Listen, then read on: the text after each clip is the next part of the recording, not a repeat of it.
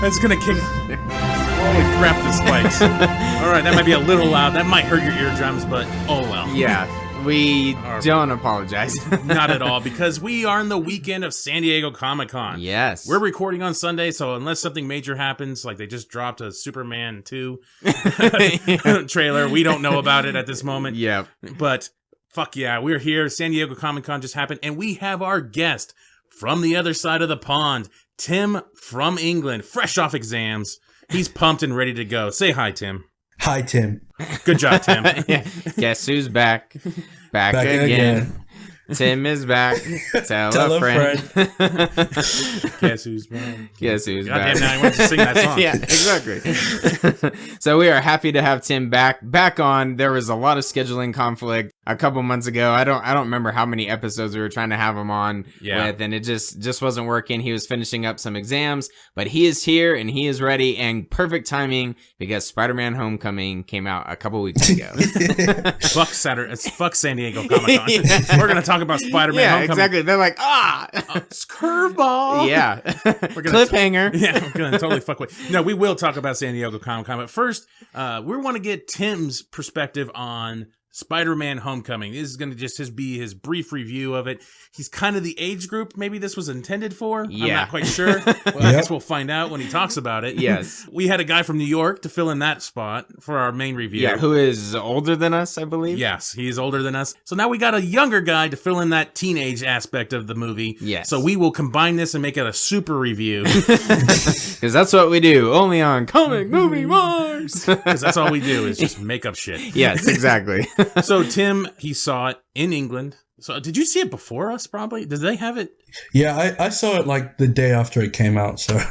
And it came out here first, so... Yeah, that's okay, right. Because Marvel likes fucking... They do. They like fucking the States. Yeah, and, they're backwards compared to everyone else. They're like, oh, we'll release it worldwide instead of... Yeah, they usually do it a week or even 2 weeks. I think Avengers Age of Ultron came out like 2 weeks before out there in the other parts of the land. Before it came out in the States, because I remember you had to dodge spoilers like crazy. Oh yeah, on Spider-Man: Homecoming was kind of like that too. Like people were either complete dicks and ruining things, or like trying not to ruin stuff. And Spider-Man dies. Oh no! Anyway. Everyone dies. So Tim, go ahead and give us your brief synopsis of how you felt about Spider-Man: Homecoming. Overall, as a movie, it was pretty much a fun experience. Like, I didn't find myself at any point really thinking, this isn't good. Peter Parker, Tom Holland does a really great job as Peter and Spider-Man. I feel like he brought like the quippiness from Andrew Garfield's Spider-Man, which was missing in the original trilogy, which I thought was really great. He had some great jokes as Spider-Man and visual gags as well. Like, I'm just having in mind where he's swinging past like the bridge and he's doing the pose. It was really great. His Peter Parker was really believable as well. First time we have like a high school age Peter Parker going through like school and balancing that with Spider-Man as well. That was really good to see as well. One thing I didn't like about his Peter Parker was he was kind of doing this kind of like squeaky thing with his voice at times when he was like whining. I didn't really get that much. It was a bit weird. I noticed that too. Yeah, it was a bit weird because he was doing it quite a lot as well, and that just took me out of the movie as well. But overall, though, he did a fantastic job. I think he did better than Tobey Maguire and Andrew Garfield, to be honest. I feel he did. Moving on in the list, I have Ned Leeds, his best friend. I was just thinking throughout this entire movie, I would not want to be friends with Ned. He was an absolute terrible friend. He was not only was he a terrible friend, he was a terrible person. Just full stop. Thank you. Like, you find out your friend is putting his life in mortal danger on a daily basis, helping people, and the first thing you think to do is use him to get into a party. That's like just terrible. It's really bad. And and then try to make him feel guilty by giving him this phone call and like, I guess we're still losers. Well, yeah fucker, because I'm trying to save the world or whatever it is. I guess New York City. But and he was only thinking about himself. It was like, the guy in the chair thing, while it was funny, but like, so he only thinking what he could get out of it for himself. Didn't really like that much. But to be fair, it was pretty consistent with the character throughout, and I guess his performance was okay. I just found it weird that Peter would be friends with him, but I guess Peter isn't like spoiled for choice in Friends, considering he's a major loser. A very handsome loser. I was just about to say, when the shirt came off, I was just like, wow, this dude would not be a loser in school. Like, he's super smart, and he looks like Tom Cruise 20 years ago. Like, sorry, he would just not be a loser. So, yeah, Ned was a bit weird. Liz Allen, I think she was in the movie far less than I thought, but yeah, she was great. She was good. Zendaya, now I'm going to be in the camp of people who are like, gonna get hated for this. I totally didn't get why would they say, okay, she's Michelle, she's not Mary Jane, but then they still want to just like say, hey, we're half in, we're half out, she's MJ, but she's not MJ. I didn't get that. I thought that was pretty dumb. They should have just, if they were going to go for it, make her MJ, should have just done it. If they're not going to go for it, don't go for it. Her character as well was pretty just weird. They were going for this kind of like edgy direction, which I thought was okay, made sense. But after a while, it just got like, no one would act like this in real life. And I think the kind of high school realism was a big part of the sell of the movie. But I think it was when she was in detention and she says, I like drawing people who are sad or something along those lines. I was just like, no one would say this in real life. Like, no one acts like this in real life. And the fact that she had actually been sat there drawing him, that was just really odd. Like, I thought that was very odd. Okay, moving on. Marissa Tomei as Aunt May, really good performance. I thought, great performance. Tony Stark, great performance. I think he was like a bit of a scene stealer when he was in it with Peter. Great. The Vulture, Michael Keaton, possibly the best performance out of everyone in the movie. Truly terrifying. I think I've seen someone said this in a review. It was the way he never had to raise his voice. He was like calmly mentioning to Peter how he was going to kill everybody he loved. I thought that was just really, really good. The twist of him being Liz's dad, I did not see that coming. To be fair, it was a really good twist. I didn't see it coming at all. The Vulture suit was really good. Tinkerer and the whole aspect of the criminal underworld was done really well as well. The guy who played Tinkerer actually was a bit of a steam sealer as well, because he was pretty funny and he had good comedic timing. Then moving it on to Donald Glover as the Prowler.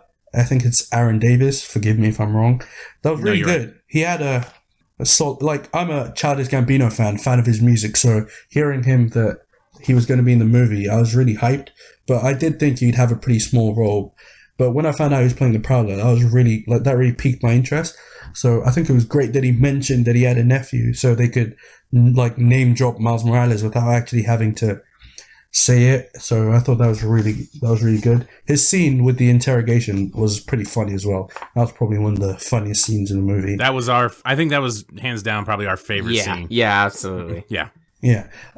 Karen, the AI, not feeling it. The suit in general, I was really not feeling like the Junior Iron Man light kind of sugar-free Iron Man suit. I wasn't feeling it. It was pretty bad. Thank you very much. Sugar-free, like, non-fat.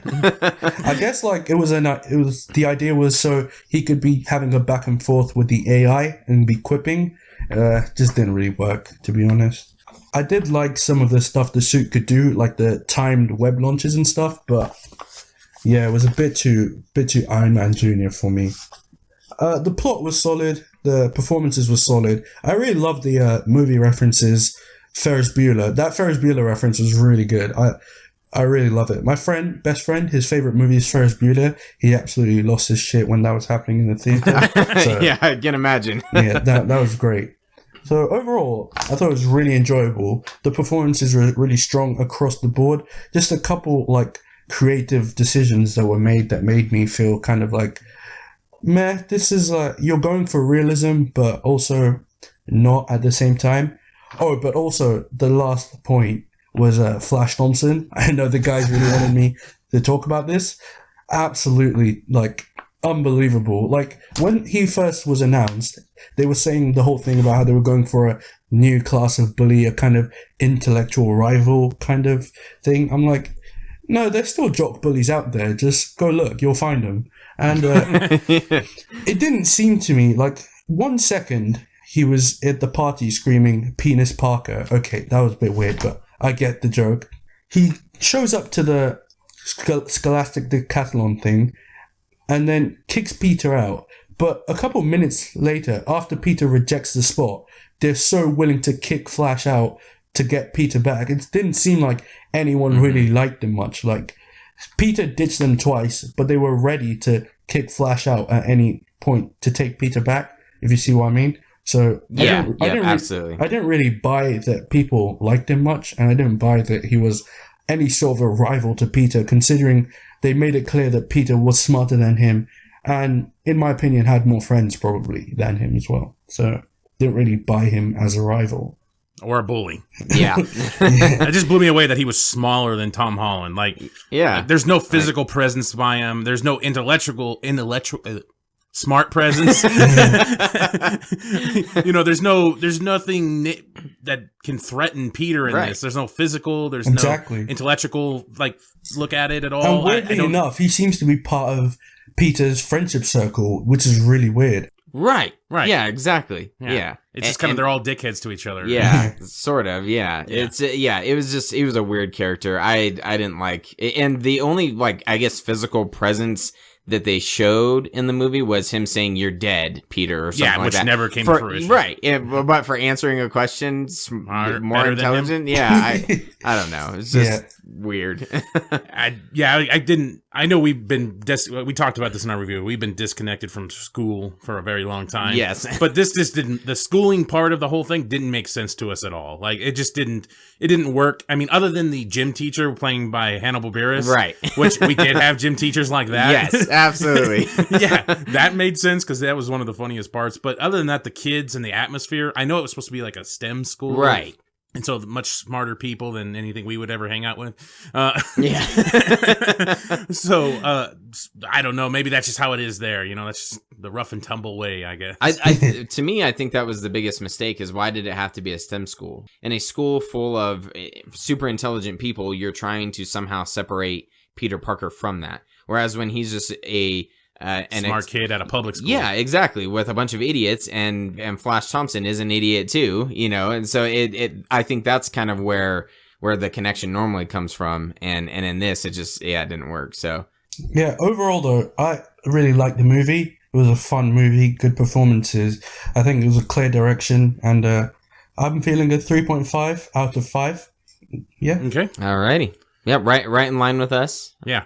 Roughly, you pretty much said some of the same things. We had problems with the Ned character. Yeah. I just thought everybody was talking about they had great chemistry. I just didn't really picture this kid as a friend or anything. Our guest that we had on for our main review actually pointed out he summed it up really well, that he was more of a movie character than an actual friend. Yes. And then an actual person. Yeah. Yeah. And then the MJ reveal thing with that woman, I had an issue with her character in general. Like, she's like this social justice warrior type weird kid. Yeah, and sort of outcast, and stalkery. Yeah, she was like embodying that Andrew Garfield Peter Parker a little bit. And I don't know how she could possibly be portrayed as a possible love interest in the future, because her character just doesn't meddle with that at all. It doesn't make sense. I don't know how. I actually really hated that scene where she said, "I come here to draw people in despair." Like, I really did not like that scene. The only reason why that scene kind of worked for me was because of Hannibal Buress. Exactly. Yeah. And her part I didn't care about. Right. But his reaction, like when he's talking to Peter, "Stop, no, don't go." Yeah, that was funny, but like, yeah. And then when he just sees the drawing, he's just like, "Nah." Like, he doesn't give a shit. And it just reminded us of gym teachers that we did have. Yeah. Mr. Murphy. I'll name drop him again. They hit the nail on the head with that. Yeah, they did a really good job with that. So that's kind of like, so we're almost pretty much right in line with how you felt about the movie. Yeah, absolutely. But which is hilarious because there's such an age gap between us. You know, we've made the joke in other episodes that we've had you on, so I won't make the same joke. But that was one of our biggest things is we're like, okay, Tim definitely has to give his thoughts on this, because maybe it's because we're so disconnected from school that this isn't making sense. We're old fuckers, so we don't understand. We don't understand what's going on. So why this homecoming dance and the way they're acting around each other? Okay, I guess maybe this is the type of bully now. I don't know. Or maybe these are the characters now. You have so many distinguishable characters from each other. No one's the same. You got Ned, who's the one kid that. I like He's the the censorship. fat kid. What? Yeah, I was warned by Shane, and I was warned by Shane before we ever did the review that maybe saying fat wouldn't be the best thing to say about the kid. Well, you remember the last time? Actually, it was when we had Tim on, and Tim brought up the fact that I guess Tom Holland went on to someone's social media. Yeah, because they said that kid ate the Green Goblin. yeah. Or Hobgoblin. The Hobgoblin, yeah. And but I was seeing a lot of things like anytime someone would mention that he was fat on social media, it was like everyone just ganged up on that page, mainly Instagram and Twitter. People would just gang up on him and like, you're fat shaming, don't call him that, and they would completely go away from the review or whatever people were saying about the movie and turn it into fat shaming. So I warned Matt, I was like, hey, maybe we shouldn't say that. And then I love how you caught yourself though. That was perfect. How else do you describe him? I mean, he's a fat fucker. He's a really fat kid. So I don't know. I'm very disconnected from social media. I know I do some of the social media for the show, but that's the extent of my social media. I don't have. Really... Oh, give yourself more credit. You do all of the social media pretty much. I don't have personal ones. I've never really been a part of that whole thing, and I've never been. I'm just now reading some of this stuff recently about social media and what happens and everything. It's kind of new to me. But I just don't see that shit normally, and I'm not a very PC person. No, you know me very well. Yeah, which is the entertaining part about this show is I feel that because we're not PC, but that was one thing that I was like, holy shit, people are not. They will completely discredit anything that someone says about the movie, right? And immediately jump onto the 3-letter word, and that was it. And I was like, it just blew me away how many posts, how many different pages that I saw that were like that. So I was like, I guess this is a sensitive subject. Yeah, you told me the fat shaming thing, and we were in the gym. Yeah. You said I had the most dumbfounded... You did. I had the most dumbfounded look on my face. Yeah. Like, okay, I'm glad I brought this up. Because I was, like, completely confused. I was floored. I was floored by that. I was like... Oh, okay. Yeah, pat on the back for you, though. You did a good job in that one, and then all the way up to this point. Yeah, we did it. High five. And then Tim jumped in with the fat. Yeah, he said it like 4 times. He's like, fat? You mean he's fat? You talking about it because he's fat? Tim's right in on that. Yeah, so it's perfect. That's why he's our guest. Yeah. It's kind of weird. I don't know. We all seem to be in the same group. Mike Bob, the guest we had on from New York, he gave it actually the better score out of everybody. 4, I think. I think he gave it a 4, but I think that was more because he kind of realized as we were talking about comic book movies, he has more of a relaxed look on comic book movies. Mm-hmm. So he kind of gave it a little bit more, but I think we're all the same. And it's kind of surprising that I've seen so many people like, it's 12 out of 10. It's 9,000 out of 10. It's really not. So great. Greatest movie ever. Tom Holland, hands down. Greatest Peter Parker Spider-Man ever. Yeah. Okay, man, relax. Yeah, I'm glad they're not doing movie reviews. Yeah, seriously, relax a little. It'd be like 10 minutes. Hey, they're perfect for YouTube. Yeah. It was the greatest thing ever. All right, please like, share, and subscribe. Hey, it's simple, easy to the point. 1 minute mid videos. Hey, there we go. No 1 minute reviews. There's a gimmick right there. It was a piece of shit, and that kid was fat. Thank you. That was described. Moving on.